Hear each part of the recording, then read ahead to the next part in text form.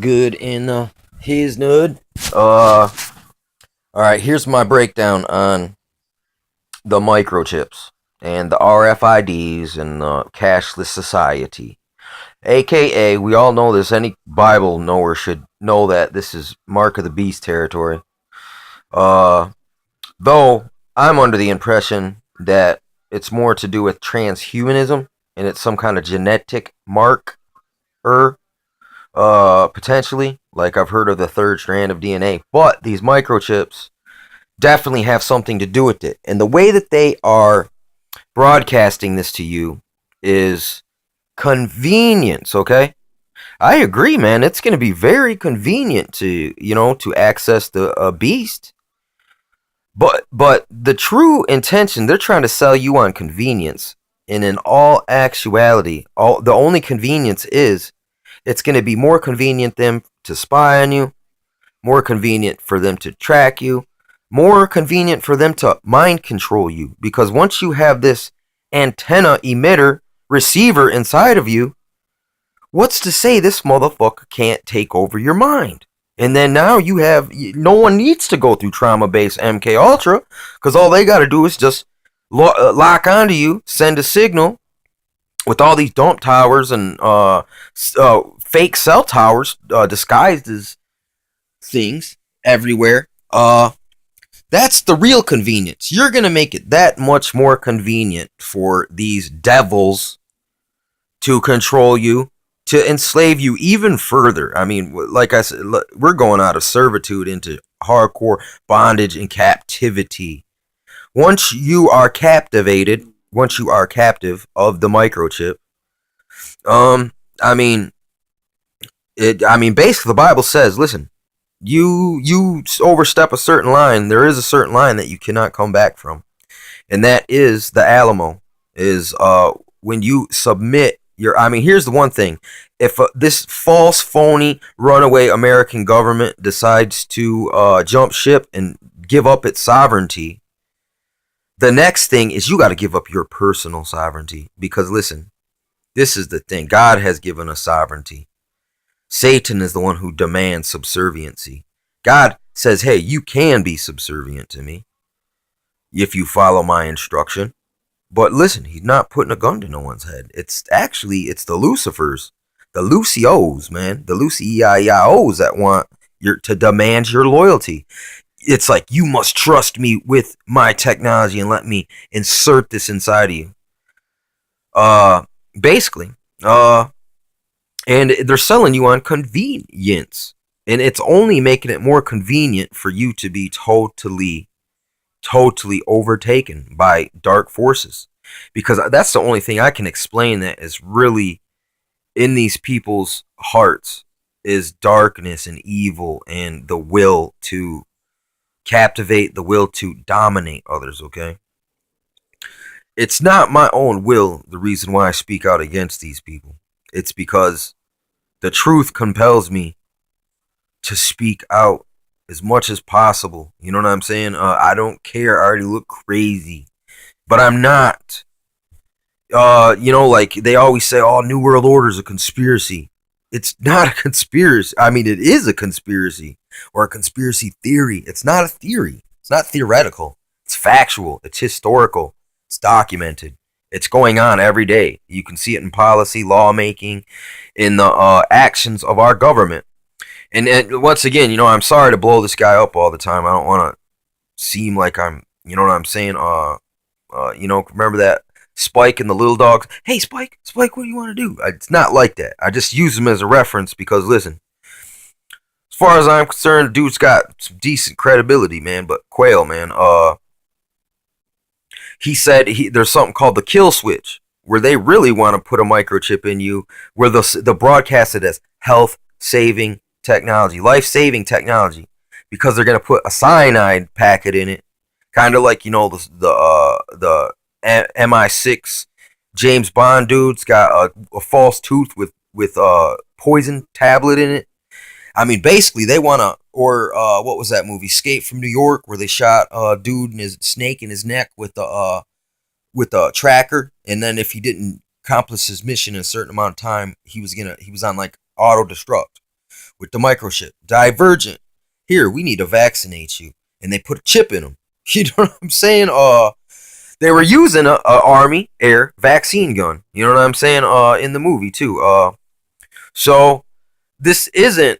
It isn't just science fiction. It's policy. It's geopolitical policy. That it's the one world government. It is slavery. And the way, listen, like people think Nimrod was a mighty hunter of men and this great conqueror, but really he conquered people through welfare. He offered them a job, a place to stay, food, and protection. But you had to give your total loyalties to them, like, and worship this guy as a god. This is where we're coming to. That's why, Solomon says, nothing new under the sun. This is why Jesus says, as in the days of Noah, so shall it be. Because this is what's crack-lacking right now. This is what's about to go down in this piece. And the peace I'm talking about isn't like peace that's like no war. I'm talking about things broken into pieces. That's biblical prophecy too. Jesus is coming and he's going to break this thing into pieces. So yeah, this new world order is going to have its time. But all they're doing is bringing about their own swift destruction. I mean, here's the thing, life is but a vapor. You know what I'm saying? We don't really understand time. Even though it seems like we've been here forever, or even these moments sometimes seem to last forever. Eventually, they stop. I've watched a few of my peeps go on to the after here, or what is it? The here and after. You know what I'm saying? And no, no, you don't got forever. It might seem like it at times, but it's not true. You know what I'm saying? Don't forget that, it's like right now we are at the last minutes of the final hours of life as we have known it, but which isn't a bad thing, because this is all we have ever known is lies and deceptions and slavery and untruths. And once this thing totally does go horrible, evil, bad, they bring on their own destruction. But after comes the real peace, not your false peace down the barrel of a gun, your communistic, Marxistic, Talmudic, Zionistic plot to enslave the world. You know what I'm saying? Through false peace, through welfare, through everything that sounds good, through humanism, through philanthropy. But like I said, life-saving technology becomes life-taking technology. And you got to look at Machiavelli. Basically, life-saving. Okay, we can kill you because you are an enemy of the state, and that saves lives because you don't get to educate your brethren into what's really going on. We got total control. We dangle the keys of both hell and death over you. You know what I'm saying? But they don't really. It's just a deception. It's like having a loaner car. You know what I'm saying? You look good to people. You look like you're bossing up when you got your loaner car, but it's just clever deception. You got to turn that car in once your beater gets out the shop. You know what I'm saying? Basically, this is the trick. God says he'll give you a strong delusion. You know what I'm saying? It's like you guys are not really rebelling against God. You are playing into his hands. You're putting yourself in hell's path. You know what I'm saying? By rejecting God. You got your face to hell and your back to God. That's why you want us to take your damn microchips, because you want to be godlike. You want to know everything. You want to control everyone. You don't want no one to contest you. You know what I'm saying? Which is that sounds more like Satan than something holy, or even like your humanistic sermons. You know what I'm saying? Or your transhumanistic sermons, your New World Order sermons, your UN Luciferian One World Government sermons. And look at Alice Bailey and Blavatsky and Crowley and John Dee, the occultist for I think Queen Elizabeth or Queen Mary something. But this dude John Dee, it goes a long time back. This New World Order in this plot.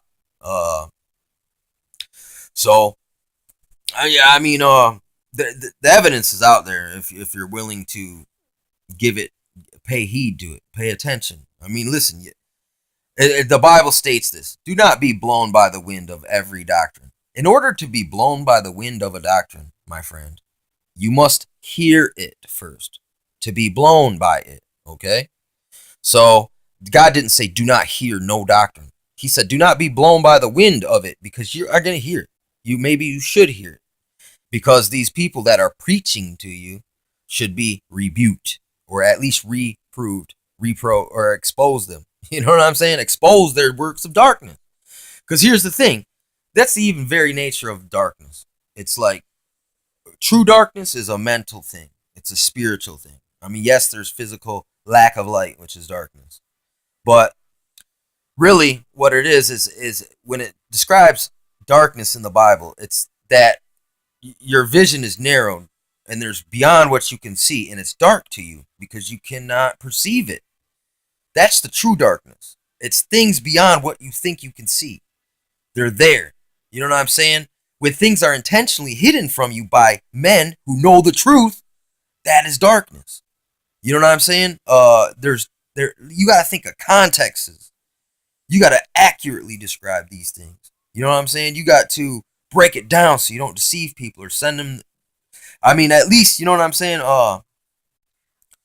Just because you think you know something, study it again to make sure. Do a review every so often. Do a review or recap. You know what I'm saying, of everything that you know. You might have missed something, and there might be something important in there that reveals these dark areas. You know what I'm saying? That before you didn't have the knowledge to make yourself aware of. I mean, just if you hear this video, just the fact that I said that, it raised the level of awareness in anyone who hears this. So just the fact that I make you aware that there may be still hidden dark spots in your consciousness, in your awareness, that will remind you to pay extra